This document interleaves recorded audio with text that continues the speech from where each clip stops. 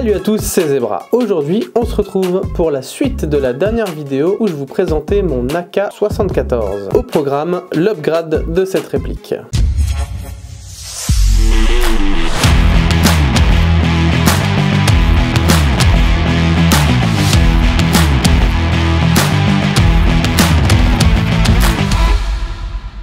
Petit disclaimer, je ne suis absolument pas un professionnel de l'upgrade. Ce que je vais faire, c'est avant tout du bricolage et en aucun cas un tutoriel. Je vais simplement vous présenter les modifications que j'apporte à ma réplique et on va voir ce que ça donne. Bon visionnage! Alors c'est parti, on va commencer à démonter tout ça. On retire la lampe, ça sert à rien. On retire le chargeur, ça sert à rien. On va démonter notre cache-flamme. Hop, ouvrir ça. Ça c'est bon. Ça c'est bon.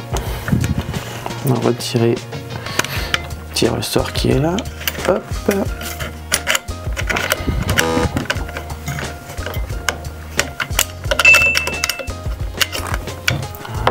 Ces étapes-là vont plutôt vite.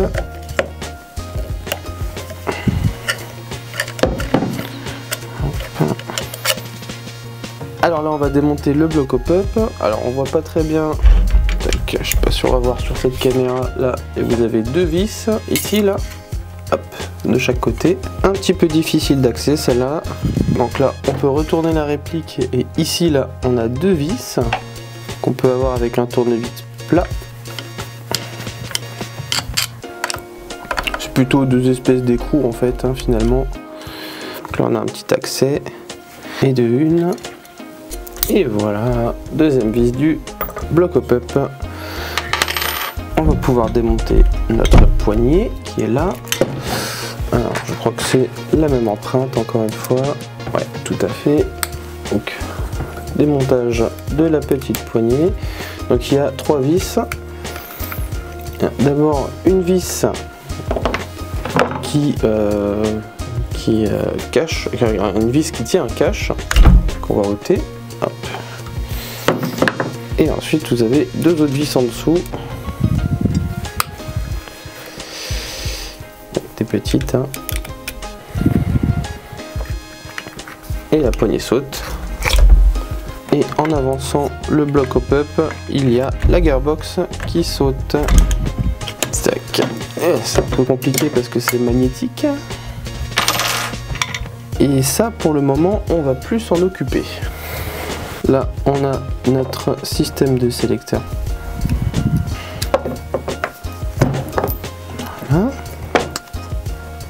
On va pouvoir enlever notre petit cache là, faire passer les câbles. Ah, tac. On va pouvoir démonter le moteur. Ce sont mes vis moteurs. Et deux. Le moteur part. On va pouvoir enlever la petite réglette dessus. Et on va pouvoir commencer à démonter notre ressort. Ressort et guide ressort. La gearbox. On essaie de ne pas perdre les petites rondelles. Voilà. On va enlever nos engrenages. Également notre MOSFET. On va commencer par dégraisser et nettoyer notre gearbox. En fait là on peut voir que la gearbox a été peinte à l'intérieur. Du coup ça risque d'être un peu rugueux et ça va peut-être gêner le piston dans sa course. Alors on va passer un petit coup de Dremel.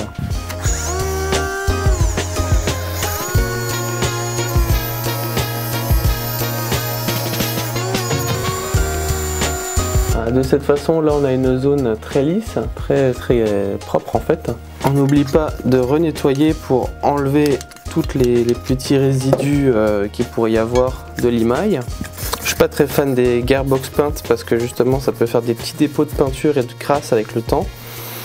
Mais c'est pour plus de réalisme, pour pas qu'on voit la gearbox apparente quand la réplique est en mode de tir. On va pouvoir commencer à rigoler. Alors dans cette gearbox, on a un bushing pour le secteur gear, et on a des bearings pour le bevel gear et le spur gear. Donc, même s'ils sont en bon état, moi je vais les remplacer par des FPS Soft Air, quoique je vais peut-être garder le bushing, je vais peut-être changer juste les bearings. Franchement, difficile de faire mieux. Donc pour le calage, on était en 18.1. Si j'arrive à faire la mise au point. Bon bref, on était en 18.1 sur les engrenages précédents et moi je passe sur des SHS en 12.1 et du coup à l'aide de mes petits shims qui sont ici, on va pouvoir faire son calage. Donc je vais vous passer l'étape du calage parce que c'est assez long. Concrètement, il faut que rien ne frotte et on va essayer de prévoir un petit espace entre chaque engrenage également pour que tout soit parfaitement huilé, on va dire, et que tout tourne parfaitement.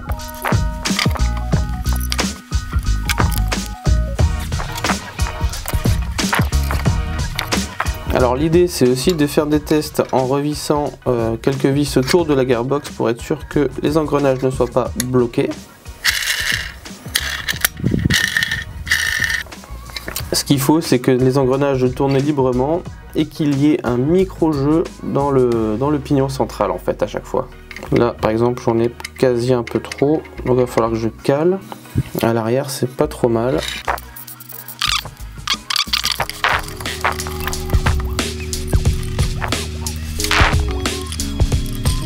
Alors maintenant on va s'occuper de la partie compression. Alors pour la partie compression, j'ai décidé de changer mon nozzle, je vais voir si c'est possible. Ouais, le nozzle a l'air un tout petit peu plus grand, celui d'origine, donc on va faire le test, voir si ça chambre bien. Donc le nozzle FPS Soft Air, piston 14 dents SHS, tête de cylindre SHS également, tête de piston Max Model. Alors j'ai eu un petit peu de mal à trouver toutes les pièces, hein, je pense que c'est l'approche des fêtes qui fait ça.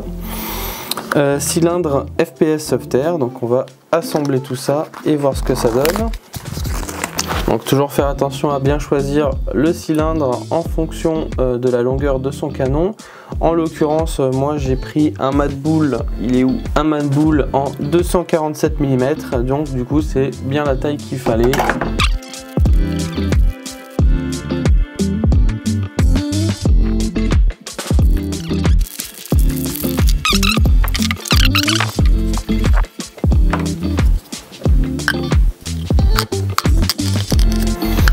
Test de la seringue là, c'est vraiment pas mal, hein. Ça bloque juste après l'alésage avec le nozzle, donc là c'est parfait, hein. On va pouvoir placer notre MOSFET à l'intérieur. Alors comme dit, je vais laisser une chance à ce MOSFET Aster, et si ça me plaît pas, et ben ça sera du titan. Donc il y avait une petite rondelle isolante ici. Alors on va changer la détente aussi. Donc moi la détente, j'ai prévu une Retro Arms. On va voir si c'est compatible. Je devrais. Ah, détente en place. On va commencer à graisser nos shims. Alors, un tout petit peu, hein. Surtout l'intérieur. Mettre de la graisse dans l'emplacement du piston sur le rail. On va remettre l'anti-retour d'origine. On va placer le cylindre dans sa position finale. Alors, à ce stade-là, ça commence déjà à ressembler à quelque chose. Le ressort, j'ai prévu un SP100 de chez Quarder. Alors, du coup, on va démonter notre bloc hop-up. Bloc hop-up à casse, c'est assez facile, hein, il y a juste deux vis. Tac, l'autre côté. Enlever le canon, enlever ça. Oh, je vais pas y aller au chasse-goupille pour ce petit truc de merde là, hein. Eh ben si.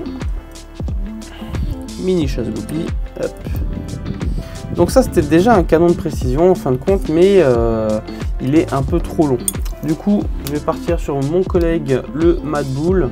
C'est un canon de précision qui n'est pas très cher et que j'ai déjà testé sur d'autres répliques, donc je sais qu'il est bien en fait. Il est léger, beaucoup plus court et du coup pas mauvais du tout. Mon joint Prometheus, pareil, ça c'est une valeur fiable. Même si à un moment donné ils étaient un petit peu moins bien, là ils ont fait des efforts. Avec le rubber qui va avec. La rainure dans la rainure. Il y en a qui met du téflon avec. Moi j'en mettais aussi à une époque, mais là on va essayer de faire à la bien. On va insérer le bidule dans le machin. On va mettre le verrou. Enfin le verrou, le truc là, vous m'avez compris. Pour plus que ça bouge, on peut mettre peut-être la rondelle qu'il y avait sur l'autre canon. Non, ça passe pas. Ça passe pas sur celui-là. Ah si. Vraiment être sûr que ça bouge pas quoi. Ok.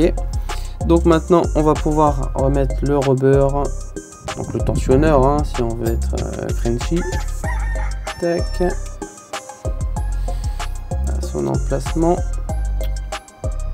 La patte d'appui qui prend bien le rubber. La goupille de la patte d'appui.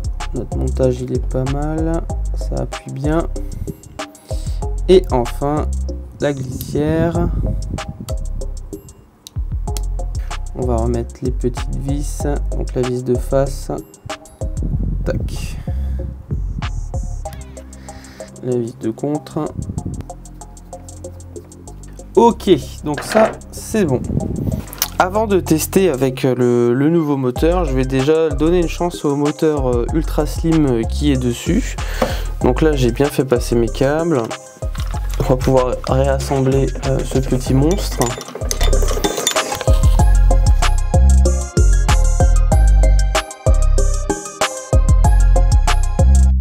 Ok, du coup on va tester ça vite fait, voir que tout fonctionne bien. On prend le petit gate interface Torrese. Alors, on va se connecter. Dans le bon sens, ça marche mieux. Super, ça détecte toujours. J'ai pas pété mon MOSFET. Alors, général, détection du cycle, on est activé. Frein adaptatif, c'est bon. Mode sobre auto, ça c'est bon. Batterie protection, ça c'est bon. La détente, c'est détecté. On va la recalibrer à fond. On lâche. Super. Je vais calibrer ma queue de détente au minimum parce que je suis un fifou. Alors, il détecte. Oui, je sais que c'est dangereux. Tac, tac, tac, tac, tac. Moi, je suis un mec dangereux, moi.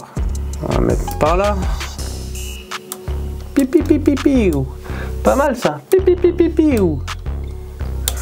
Ça, c'est pas mal, là. Ok. Mon sélecteur. Eh ben, c'est pas mal, mais on va le recalibrer aussi, ça ne mange pas de pain. Safe, auto, semi, auto, nice. Alors pour le test, je vais laisser en safe semi auto, mais après je mettrai certainement du binary ou du semi-semi. Chargeur, on n'active pas de mode de chargeur, ça sert à rien. C'est bon. Diagnostic, tout est ok. C'est parti, on va voir ce que vaut ma config. Alors on va faire un petit test chronie. Je suis à la 0,20 g à l'intérieur, donc température d'une vingtaine de degrés à peu près, mais ça change pas grand chose pour les objets. Waouh, vache!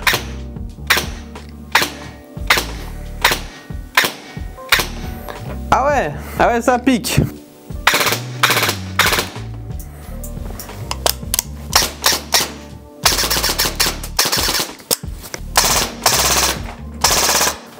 Alors là, il semblerait que j'ai un peu sous-évalué ma compression. Donc là, c'est peut-être un petit peu trop puissant pour l'utilité que je souhaite en faire. 370 fps avec un SP100, c'est peut-être un peu bourrin. Moi, je préférais que ça tourne autour des 330, 340, 350 max. Donc, pas le choix. On va faire une petite commande de dernière minute. Alors malheureusement, je pense que ça va être de la petite commande. Je vais regarder pour un SP85 Guarder s'ils ont... tac, ouais, ils ont du Guarder SP85, celui-ci. Je pense que ça devrait être pas mal. J'espère, parce que s'il me faut un 90, je vais devoir refaire une commande. Haha, c'est parti. En tout cas, le montage fonctionne bien, le MOSFET tourne plutôt bien aussi. Initialement, j'ai eu un petit problème de misfit que j'ai résolu en remettant le bloc au pop d'origine. Il est légèrement plus long au niveau du puits de chargement, donc ça fait la différence. Malheureusement, je pourrais pas mettre le Modify, mais celui d'origine a l'air de plutôt bien tourner.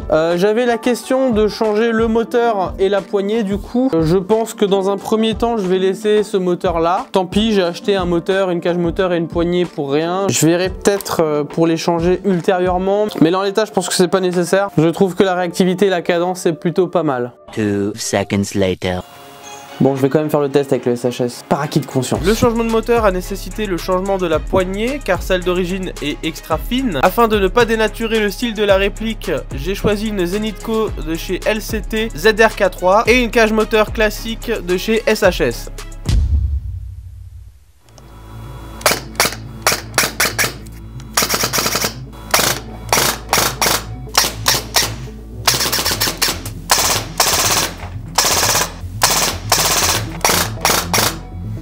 Bon les gens, là je suis dubitatif, ça a l'air un poil mieux avec le SHS, je sais pas si je garde cette config ou si je garde le moteur d'origine. 2 days later.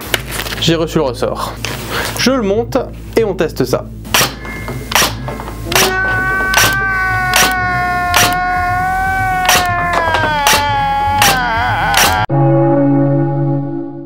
Je savais bien qu'il fallait à 90.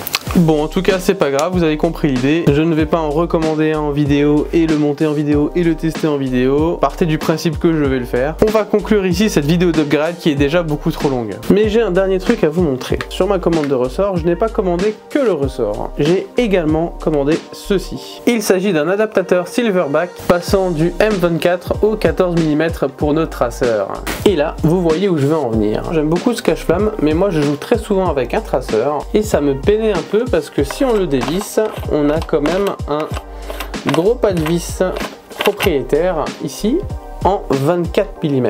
Et le seul adaptateur que moi j'ai trouvé, c'est cet adaptateur de chez Silverback qui n'a certes pas exactement le même pas de vis intérieur que celui-ci, puisque chez Silverback il est légèrement plus fin que là, mais je me suis dit que sur un malentendu ça pourrait passer.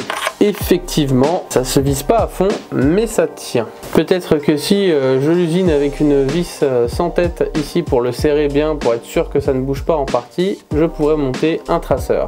Je vais tester ça tout de suite. Évidemment, je vais tester le Raider.